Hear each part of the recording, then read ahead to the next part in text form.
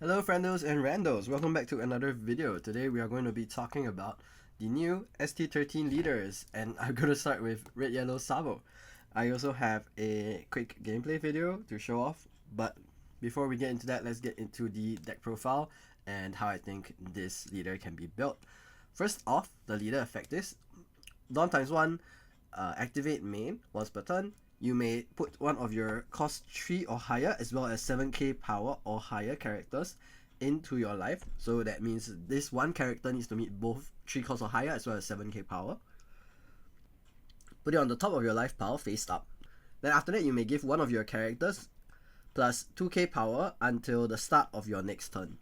So it's like a Whitebeard leader. It's like a 9 cost Whitebeard effect for one of your characters, which is pretty nice and synergizes particularly well with some of the cards that I've chosen for the deck as well. So let's get right into it. Starting off, we're running a few 2k counters, of course. So I'm running a total of 9 in this deck. Not a lot, but I felt like the space was pretty tight. So I'm running Beach and Satori at 2+3. So one interesting play with Beach is that you can play him down for 3 Dawn, and then attach 4 Dawn to him and send him to life with your leader effect. So you kind of acts as Beach, rigging the Beach to your life. Although it is a 7 Dawn play to basically do not much, but it is a play. Then we also have Satori. Satori, of course, is a 5 cost, 5k power trigger character. So if it comes down, you can add 2 Dawn to it and send it back to your life. And then you can choose whether you want to trigger it again or you can just add it back to your hand as a 2k counter. So these are some of the 2k options that I've run. Next up, we're going to talk about the core of the deck, which is going to be the Revolutionary Army set from OP06.5. So first up, we have one of the trigger characters, which is Lindbergh.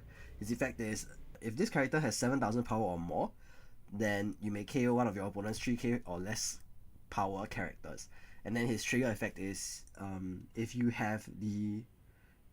leader is mixed color, then you may discard 1 card to trigger this card. So we're running again more trigger characters that we can send back to life, and the plus 2k from your Sabo leader synergizes well with the 7k base requirement for the revolutionary characters, which is why we're running this version.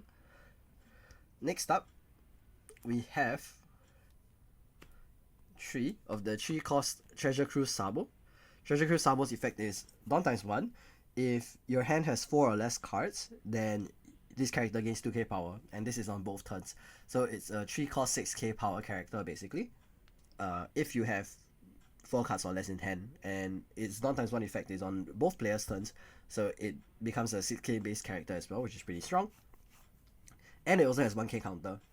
Plus, because if you do have that 1 Dawn attached to it, it becomes a 7k power character. You can very easily send it back to your life to give another character that plus 2k.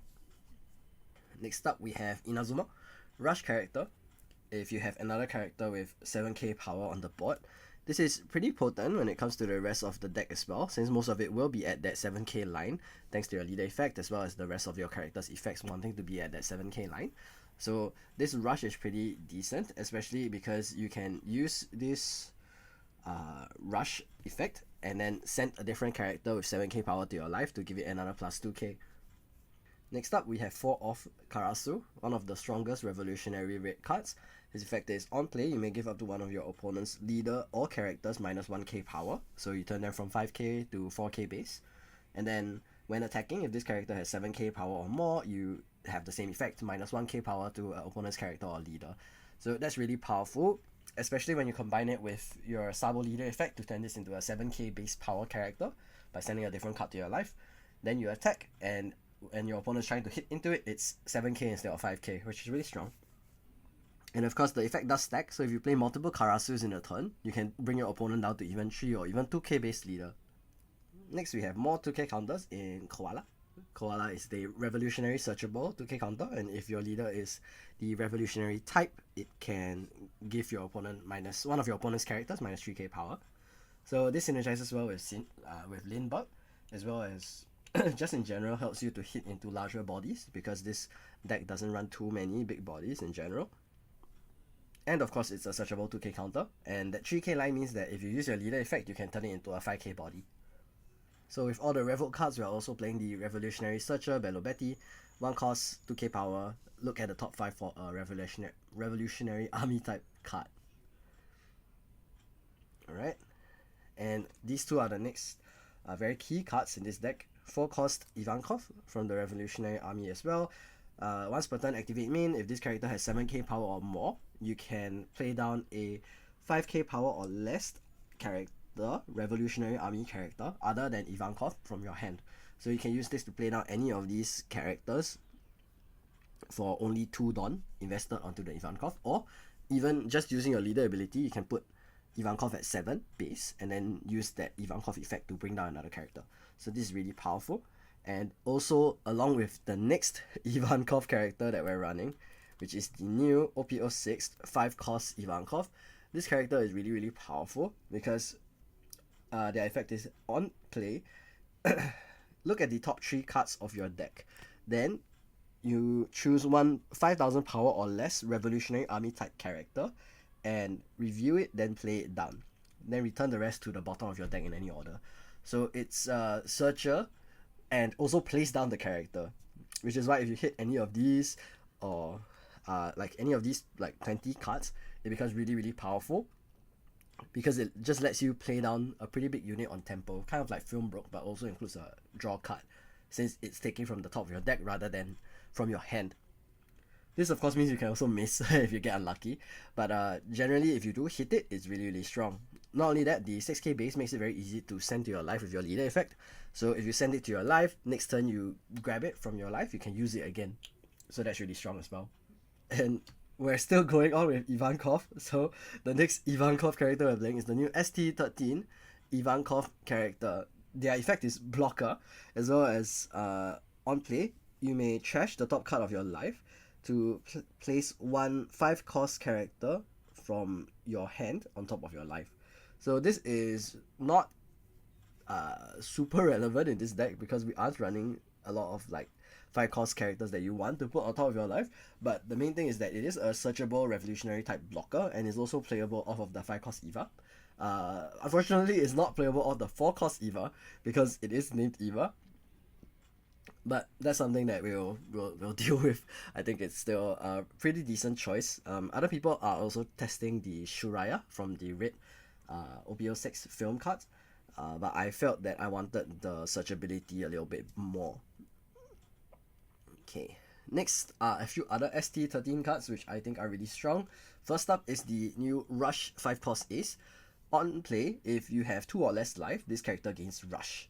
So 5 cost Rush 7k, so it has a vanilla stat line, which is really, really good. The Rush is conditional, but it is a pretty easy condition to hit, as long as you're taking hits just regularly. And on top of that, it is a strong finisher later in the game, especially combined with the other ST13 card that I'm running, which is the Chibi Ace. 2 cost, 2k power, and its effect is you may send this character to the trash and review the top card of your life. If that card is a 5 cost Podcast D Ace, then play that card, and then if you do play that card, give your leader plus 2k power until the start of your next turn. So it gives your leader like a mini Whitebeard character effect by giving that giving your leader plus 2k base power, which makes your leader 7k base, which is really, really strong. And of course, it lets you rush the ace out again. So one of my favorite combos that you will see in the gameplay video later is me playing the ace and swinging 7k, using my Sabo leader ability to send it back to life, playing the Chibi ace to bring it back down and swing 7k leader again. And also giving 2k power to my leader, as well as another character based on my Sabo leader effect. So all of this is really, really powerful. So although these two aren't searchable pieces, I think it's really worth having them in the slot just because of that very powerful combo.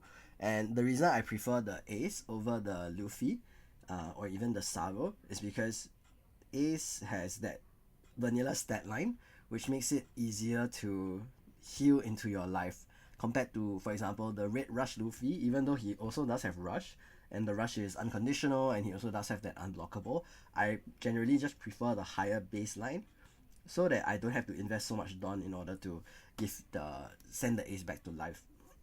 Alright, next is not a hero list without some one-offs, so here are some of the one-offs that I'm running. So first off, I'm running Morley as a one-off. Initially, I had him at a much higher count, but I replaced most of it with Sabo because I realized that there was a lot of no counter in the list, with both the Ivankov as well as the Ace, and I wanted to reduce that as much as possible. So now we're only running 9 no counter cards so far. So Molly's effect is when attacking, if this character has 7k power or more, your opponent cannot activate blockers for this battle. So he has like a unblockable Luffy effect as well, which is why another reason why I preferred to just run the Ace instead of the 5 cost Rush Luffy. Of course, he is at a 1-off. I don't think that more is necessary because just I didn't want to run too many no counter cards in this deck. I think that's the main thing. Okay, my next revolutionary 1-off is Fire Fist. Fire Fist is really good when it comes to pairing with Lindbergh as well as against Sakazuki, because again you can use it to KO Rebecca for free basically, and -4 to another character to let Lindbergh KO a 7k power character, or if you combo it with Koala you can even KO a 10k power character, which is really strong. And I think all of that is a pretty good synergy in general, and it just lets you clear board a little bit easier, especially for larger units, since our curve maxes out at 5. And another thing to help us with that as well is another one of 10 cost Film Shanks. So 10 cost Shanks effect is KO one of your opponent's 10k power or less characters. So it is really powerful because on curve it just removes almost anything, with the exception being like 10 cost Big Mom, and that's pretty much the only like card that sees play that doesn't get KO'd by this. Even 10 cost Kuzan gets KO'd by this. So it's really strong, even without any other power reduction cards. So really a big fan of the Shanks, just as a 1-off to help you with removing large threats. So yeah, this is the red-yellow Revolutionary Army type Sabo list. I know there are lists that do prefer not running the Ace package at all. They would like to like run Rush Zoro or like Shiraya Blocker or things like that. And there's also a Whitebeard version that's floating around. I personally think this set is really comfortable for me. The amount of aggro that you get from having the Ivankovs and Tempo is really strong, and the Ace combo together is really good as well. Although you do have to hard draw both the pieces, I think it's still reasonable enough since both of them are at 4 copies each. And actually it's better as long as you draw one of the aces and you keep cycling it with the ace. I think it's pretty okay.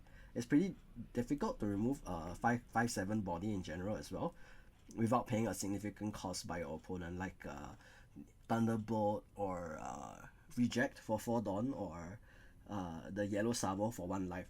That's it. Thank you, friendos and randos, for coming. This is, of course, one of the early stages of ST13. It just came out quite recently. Make sure to check out the gameplay right after this, and let me know if you have any further questions about the deck list. I will probably still be tweaking this a little bit. This is a pretty fun deck to play, but it won't be like something I play like too seriously. Alright, that is all, friendos and randos. Thank you so much for watching, and have a great day ahead. Peace out.